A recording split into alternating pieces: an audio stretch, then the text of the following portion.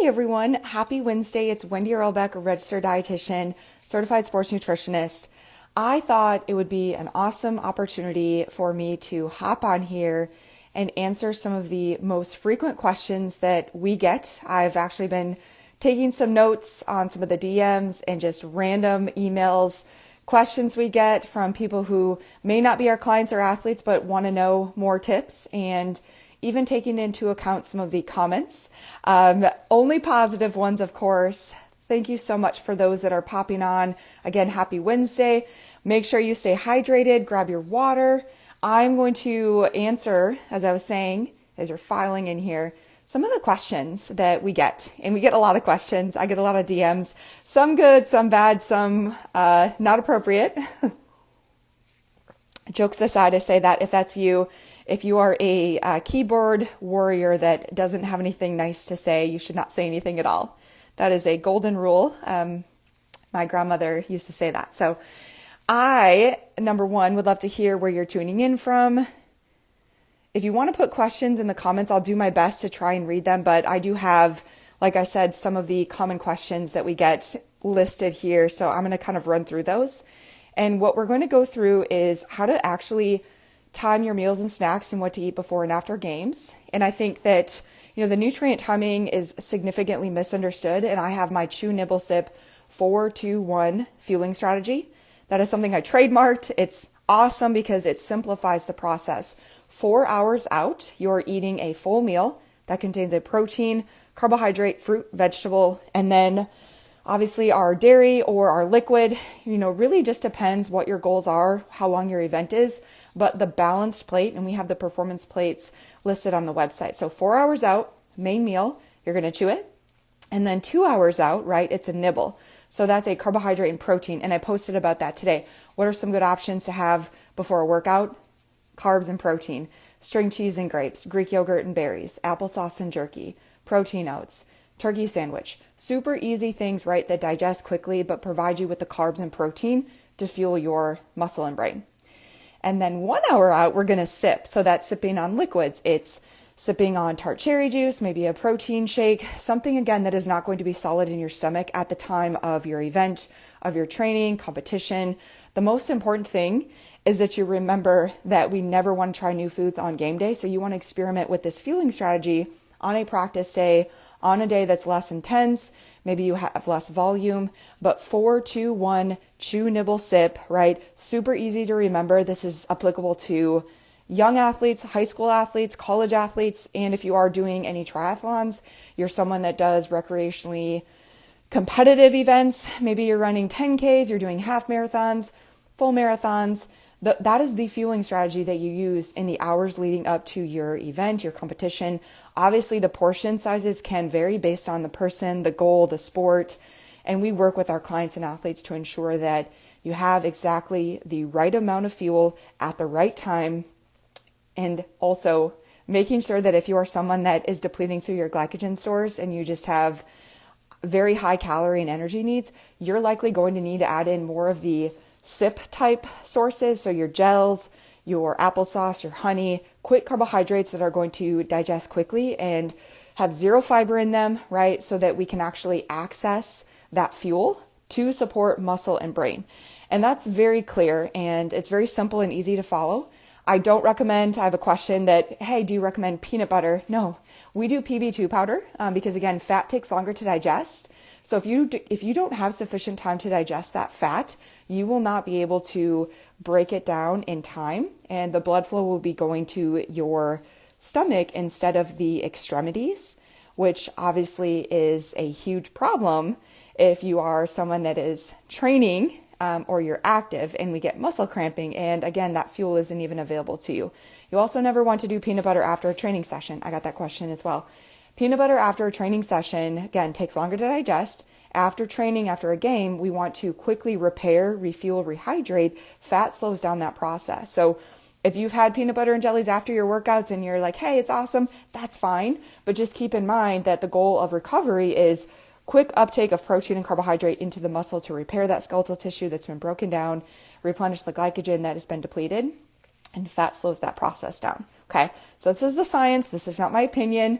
I've read enough papers. I have enough experience to know a lot of athletes have also reported just feeling better, feeling less muscle soreness, having better digestion. Those things are all incredibly important, and nutrition is not a one size fits all approach.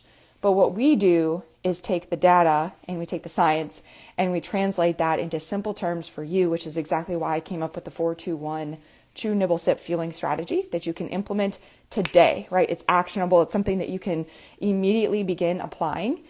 And then obviously our recovery, that was a question as well of, hey, how do we eat to refuel, rehydrate? So I have my 25, 50, 30 rule that within 25 minutes to 30 minutes, you're having a minimum of 50 grams of carbohydrates paired with 30 grams of protein, right? 25, 50, 30 rule. Very easy. Now, question of, what if I miss the 25 to 30 minutes? Our bodies are always recovering. Recovery is a 24-hour process. We are currently recovering.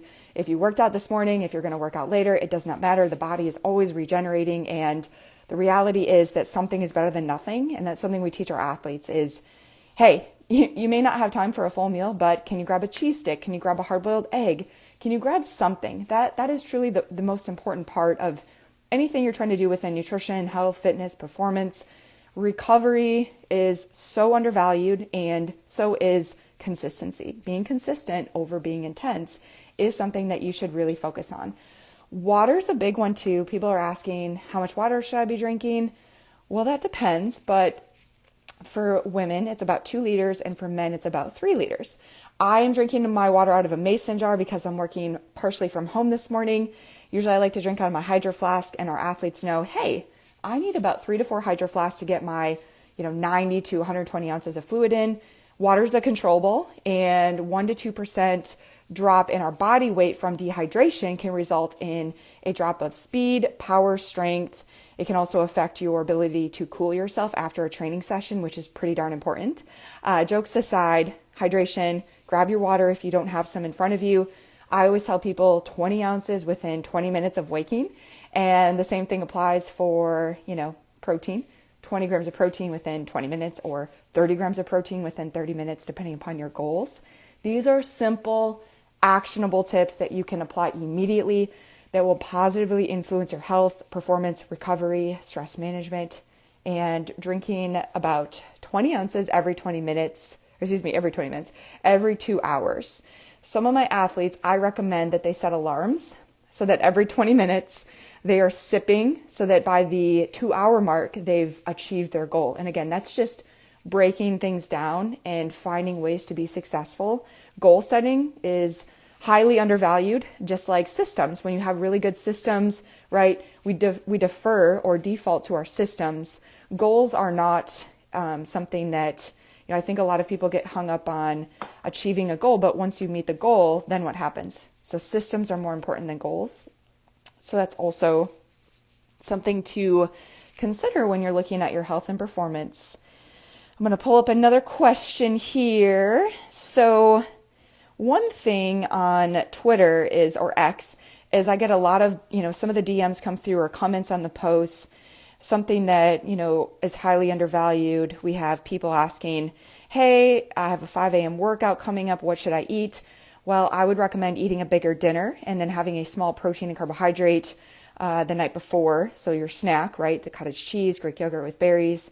And then the next morning, you're probably not going to have a lot of time because you're going to be waking up at the very, crack of dawn, if you will. So then just grabbing a handful of grapes and then your protein after the workout is going to be the best way to go about it.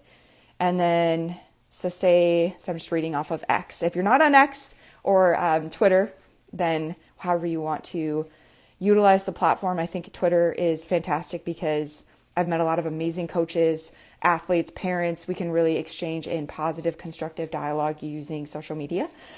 So one other question that came up was, hey, I'm roughly 5'8". I weigh 140 pounds. I train almost daily. What should I be eating? Again, that just depends. It depends on your preferences, your budget. But ultimately, we do, grams per kilogram on your protein, carbs, fat. We identify how many calories you need. And when someone asks how much should I be eating, it's like, well, what are you currently eating? What does your journal look like? How many calories are you currently consuming? Then we can coach off of that. And then we can obviously give you the parameters to say, hey, you should be doing about 325 grams to 400 grams of carbs, 125 to 150 grams of protein, and then, maybe 60 to 80 grams of fat. And if somebody is significantly under consuming in calories, we can't go from, hey, you're eating 1,800 to let's eat 4,000. That is not a sustainable or realistic approach or strategy. So we help you increase your calories in a sustainable way that, again, it does not leave you feeling lethargic. It helps you feel more energy and also fits into your lifestyle and routine. So a lot of people are very busy. We all have schedules. We can't pack a cooler with us everywhere, but we can plan ahead and we can pack some of those critical snacks to fill the nutrient gaps, protein bars, protein shakes. You can make a turkey sandwich ahead of time. You can do your banana and peanut butter. You can grab applesauce.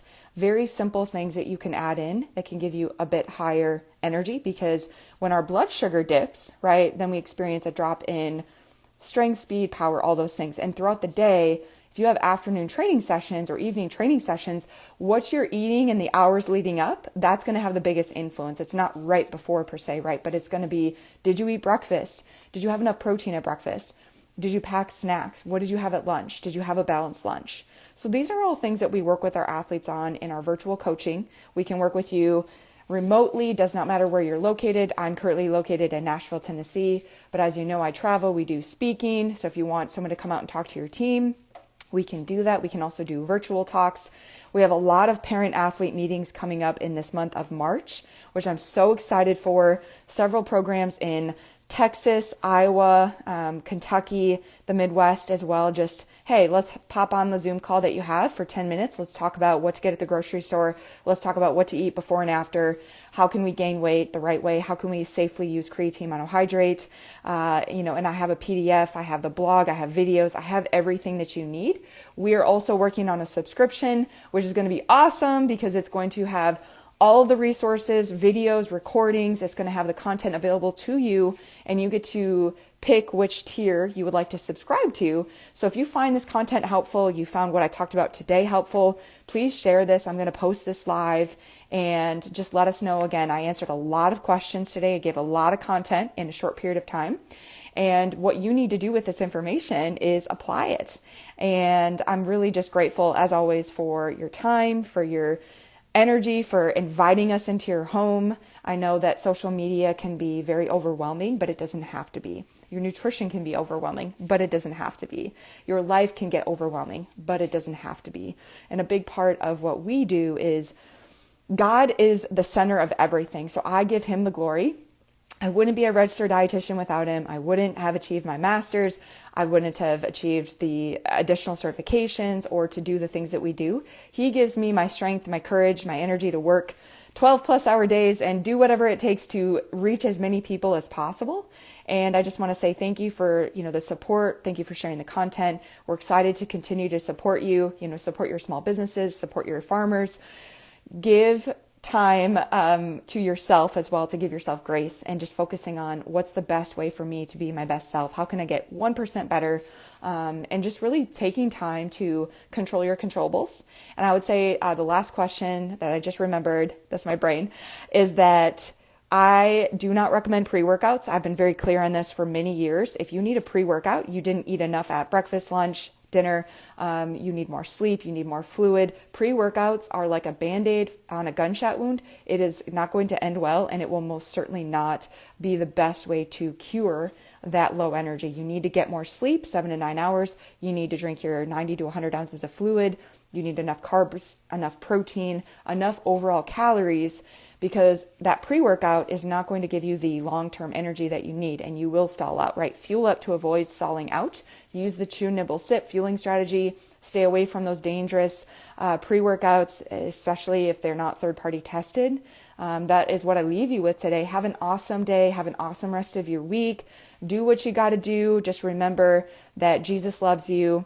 You're amazing, and you can do all things through Christ who gives you strength. Have a great day, all.